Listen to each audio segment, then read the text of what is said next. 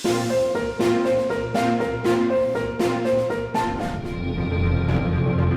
ajar kamu, Erik, pergi! Pergi! Kamu, Erik, kurang ajar, pergi! Pergi! Kurang ajar banget sih! Jangan dorong.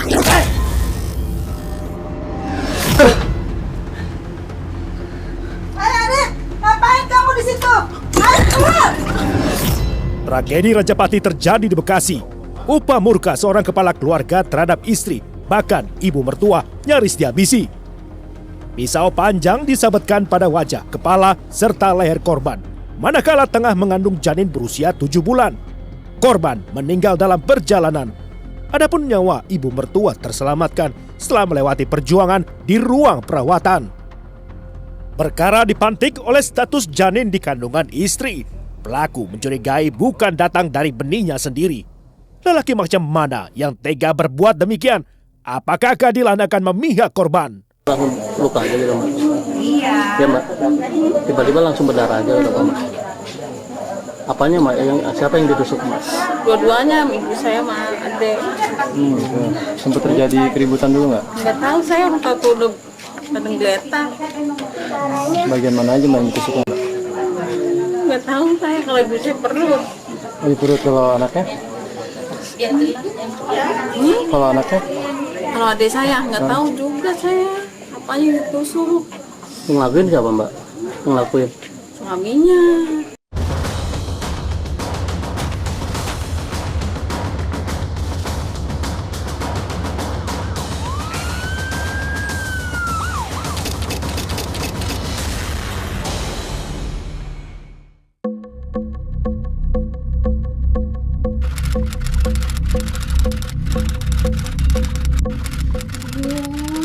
Lutut lagi.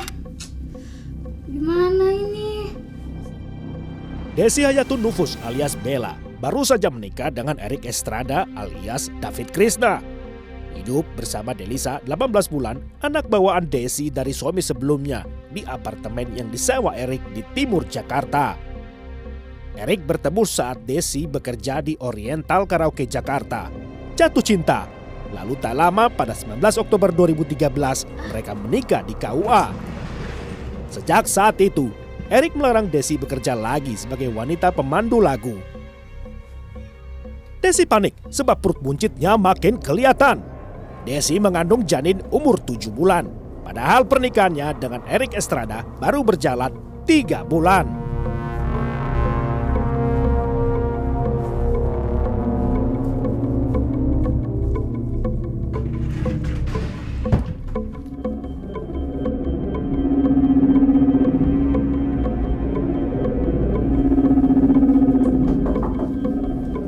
Bi, bukain pintu, Bapak datang. Bentar, Pak.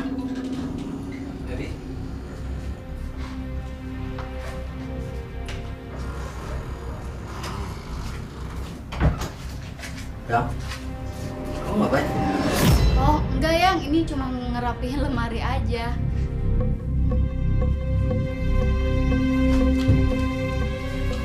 Terus ini ada kemben. Buat apa?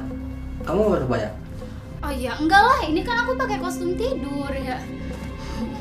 Oh gitu ya. Kamu kok aneh ya? Ada yang kamu sembunyiin dari aku. Ah, apaan sih kamu? Udah aku mau siapin makan malam kamu. Sana kamu ganti baju. Tunggu bentar. Coba situ.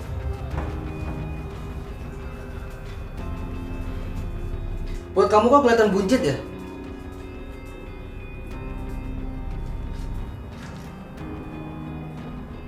Kamu hamil? Jawab jujur. Ini Kalau benar kamu hamil, paling nggak janinnya 7 bulan. Sementara kita nikah baru 3 bulan. ini anakku, Erik. Gak mungkin. Jujur sama aku. Sama laki-laki mana kamu tidur? Gak mungkin aku bapaknya. Sumpah, Erik, ini anakku. Gak mungkin.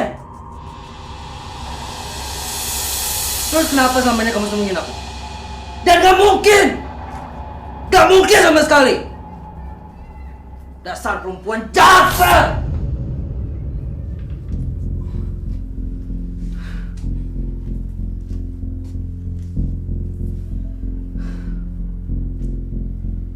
Kamu lihat, Kamu lihat! Udah syukur aku terima anak ini. Yang jelas bukan anak daging aku. Sekarang kamu tega.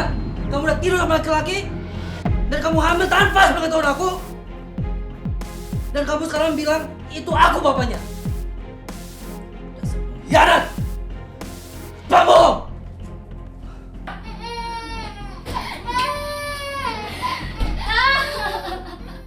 Apa yang dikhawatirkan Desi pun terjadi. Malapetaka mulai menyeruduk masuk mengawali tragedi.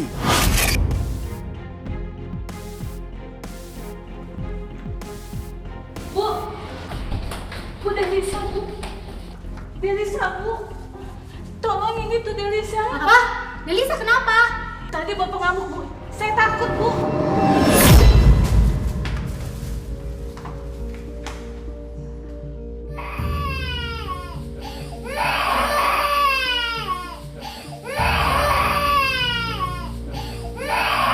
Bibi, bagaimana bisa jadi begini?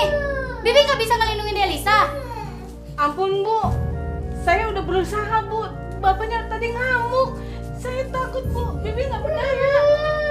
Dasar laki-laki gak punya hati. Kau tega tindas anak yang gak bersalah.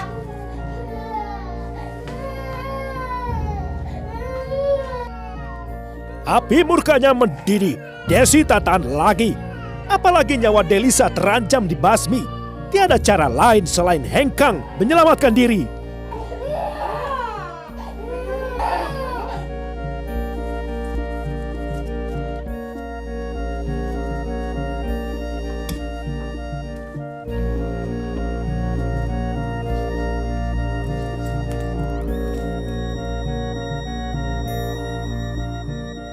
Ayo Bi, kita minggat dari sini, bawa Delisa. Lantas cepat kilat, Desi membawa anak serta pembantunya minggat.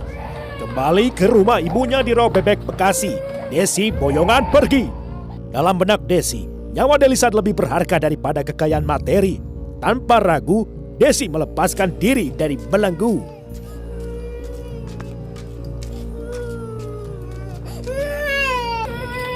Bi, ayo Bi, cepetan Bi. Ya, Bu.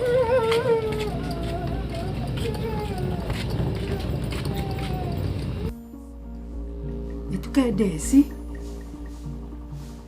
Iya bener, Desi sama Delisa. Desi?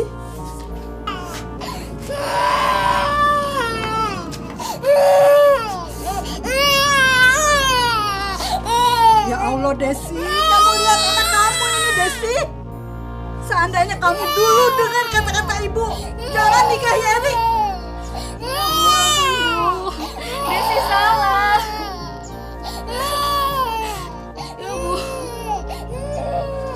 Ya udah, ayo masuk.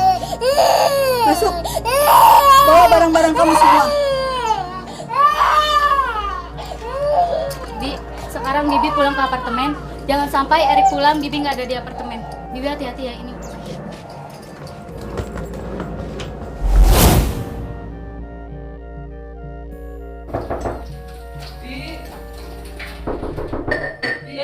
Ya, Den.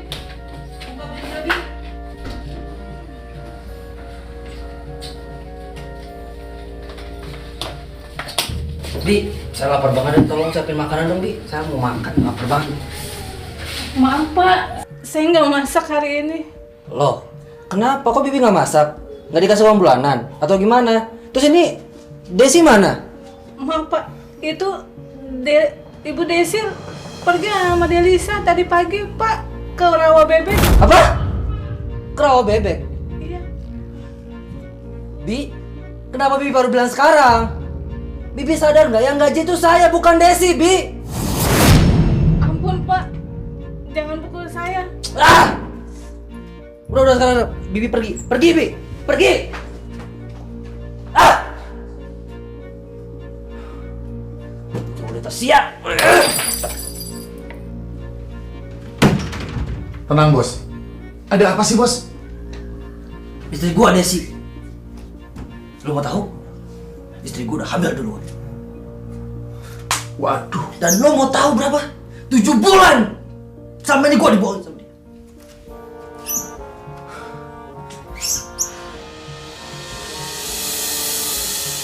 Uang dolar gua. Di mana uang dolarnya? Aduh, sial! Ini pasti dia yang ngambil.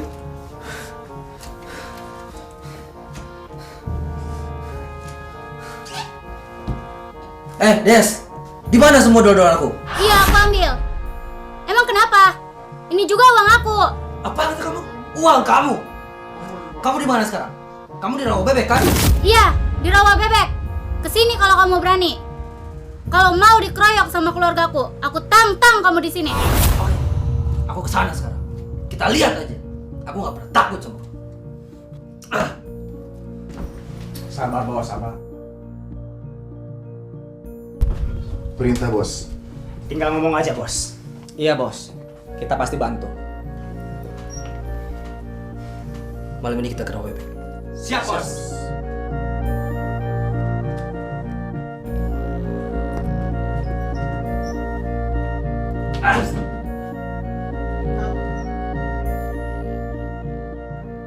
Jam berapa sekarang, Mak?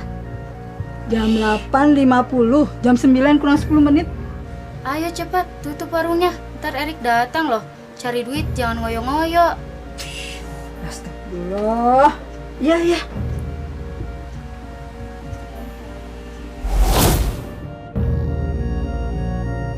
Firasat Desi ternyata tepat. Akan kedatangan komplotan jahat. Erik dan 3 kaki tangannya telah bermufakat, siap nekat bila situasi mendadak gawat. Erik hendak membawa pulang Desi untuk konflik rumah tangga bisa disudahi oleh mereka sendiri tanpa campur tangan keluarga Desi. Jadi gimana bos? Selanjutnya. Kamu tunggu di mobil. Nanti Erwin dan Andi ikut aku masuk ke rumahnya. Siap, Bos. Siap bos. Erwin, Andi, nanti kalian jaga di luar rumahnya, ya. Nanti aku yang masuk langsung jemput Desi. Siap. Baik pak. Ingat, jangan sampai salah. Aku nggak mau mancing perhatian warga, apalagi keluarganya. Baik bos. Udah, lu parkir sini aja. Depan sini. Iya, lu parkir situ aja. Parkir situ, parkir situ.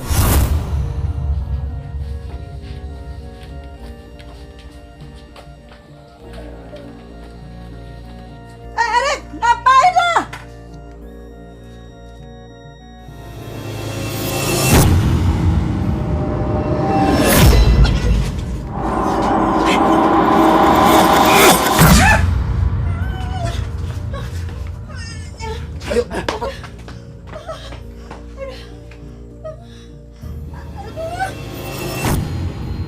Detak jantung Erik berdegup keras. Ketika menyelinap masuk kamar Desi, keringatnya mengucur deras. Erik takut memancing amarah keluarga, apalagi dikeroyok warga. Untuk itulah, Erik menyelinapkan pisau untuk berjaga-jaga. Des, kenapa kamu pergi nggak pamit? Sekarang kita pulang. Kita balik ke apartemen. Gak mau, gak betah. Ngapain kamu kesini? Aku kesini mau jemput kamu sayang. Ayo kita kompromi, kita balik ke apartemen, ya? Gak mau. Ya sudah. Sekarang balikin uang dolar aku. Mana balikin? Enak saja. Uang dolar itu uang aku juga. Kurang ajar kamu, Erik. Pergi. Pergi. Kamu, Erik, kurang ajar. Pergi. Pergi. Kurang ajar banget sih. Jangan dorong.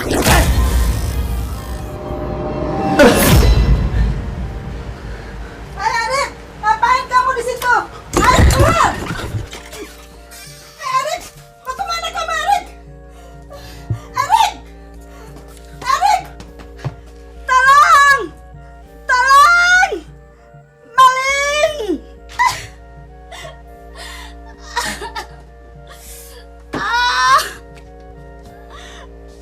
Duduk kamu. Maling. Lo maling lo ya? Mau kemana lo? Lu mau kemana lo? Mundur! Maling lo. Langsung. Mundur. Mundur kamu.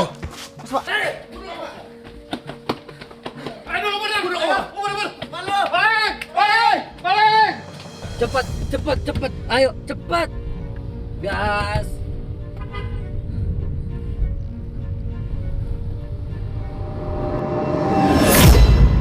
Komplotan Erik kabur ke arah Jakarta. Di tengah perjalanan, Erik memisahkan diri dari kawanan. Erik memilih melarikan diri ke Indramayu, kemudian ke Surabaya, lanjut menyeberang menuju kampung halaman di Makassar, Sulawesi Selatan. Berhenti. Gini. Kenapa, Bos? Udah gua bilang berhenti. Bos, mau kemana bos? Udah jalan. Jalan. Ah!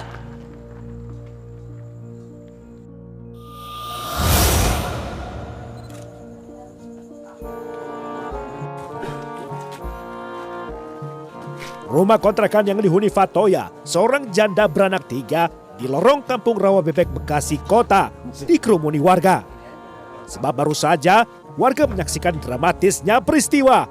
Anak dan ibu yakni Desi dan Fatoya meregang nyawa. Gimana Mbak? Tiba-tiba langsung luka aja gitu Mbak? Iya. Ya Mbak? Tiba-tiba langsung berdarah aja gitu Mbak? Apanya Mbak? Siapa yang ditusuk Mbak? Dua-duanya, ibu saya sama adek. Sempat terjadi keributan dulu nggak? Nggak tahu, saya orang tahu udah kadang geletak.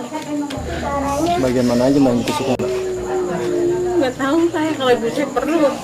Di perut. Kalau anaknya? Kalau anaknya? Kalau adik saya nggak tahu juga saya apa yang ditusuk. Yang ngelakuin siapa Mbak? Yang ngelakuin? Suaminya. Pakai apa Mbak? Benda senjata tajamnya dengan apa Mbak? Pisau. Sama? Nggak tahu, saya orang tahu-tahu udah geletak.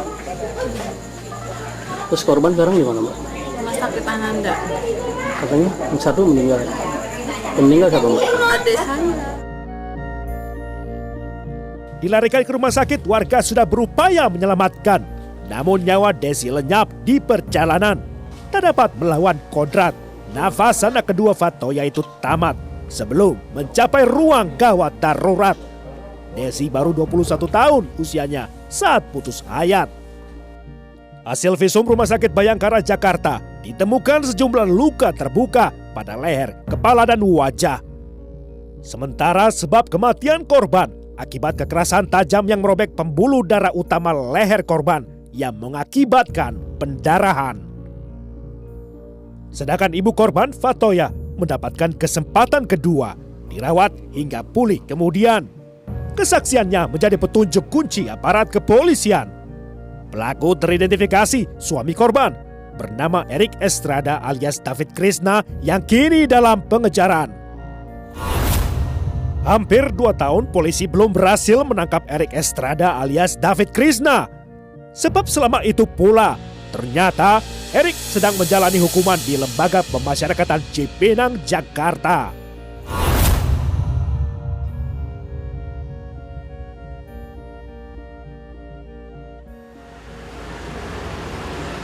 Saya berharap Anda tidak kembali lagi. Erik merupakan residivis kasus penipuan dengan modus beragam. Mulai dari menjual jam tangan mewah palsu sampai menipu nasabah bank yang kesulitan menarik uang di mesin ATM. Tersebab ulahnya, Erik dijatuhi vonis hukuman pidana 2 tahun penjara. Menjalani hukuman di Lapas Cipinang lalu mendapat remisi. Erik mendapatkan bebas bersyarat pada 31 Desember 2015. Namun selangkah kaki di luar, datanglah 2 polisi mencegat tanpa main kasar. Erik Estrada jadi tahanan polisi Bekasi Kota. Kami dari Polsek Bekasi Kota. Ada apa nih, Pak? Saya baru bebas loh. Bapak mau ngapain, Pak? Ini surat tugasnya.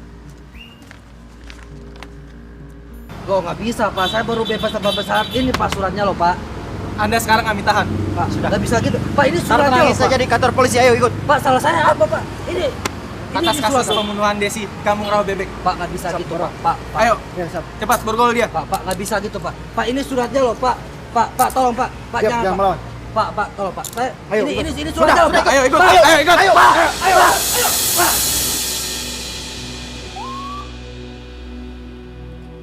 Erik Estrada alias David Krishna langsung digelandang ke Mapolsek Bekasi Kota. Namun bukan berarti tuntas, sebab 3 anak buah Erik yang terlibat justru masih berkeliaran bebas. Ada unsur rencana mungkin kan pelaku Menghabisi pembunuh nyawa ya. istrinya. Ya, waktu rencana itu karena ada rasa kecemburuan.